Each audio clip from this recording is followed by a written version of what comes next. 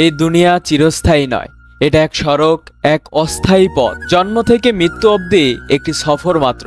এখানে সুখ আসে আবার হারিয়ে যায়, আত্মীয় আসে আবার কবরে শুয়ে পড়ে, ধন সম্পদ আসে আবার চলে যায় অন্যের ঘরে। তুমি যা গড়েছো তা একদিন ভেঙে যাবে, তুমি যাকে ভালোবাসো সেও একদিন চলে যাবে। তোমার জীবনের প্রতিটি নিঃশ্বাস তোমাকে মৃত্যুর দিকে নিয়ে যাচ্ছে।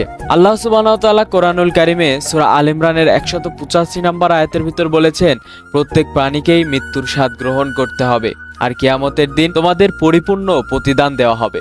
এত আয়োজন, এত দৌড়ঝাঁপ কার জন্য, কিসের জন্য? যে দুনিয়া চোখের পলকে শেষ হয়ে যায়, যার পেছনে ছুটতে ছুটতে মানুষ ভুলে যায় আপন সৃষ্টিকর্তার কথা, ভুলে যায় নিজের আসল ঠিকানা জান্নাতের। হ্যাঁ, জান্নাতই সেই চিরস্থায়ী আবাস, যেখানে নেই কষ্ট, নেই মৃত্যু, নেই বিদায়। তাই হে প্রিয় ভাই ও বোন, নিজেকে জিজ্ঞেস করো, এই ক্ষণস্থায়ী দুনিয়ার জন্যই কি সব, নাকি পরকালের অনন্ত জীবনের জন্য প্রস্তুত হচ্ছ?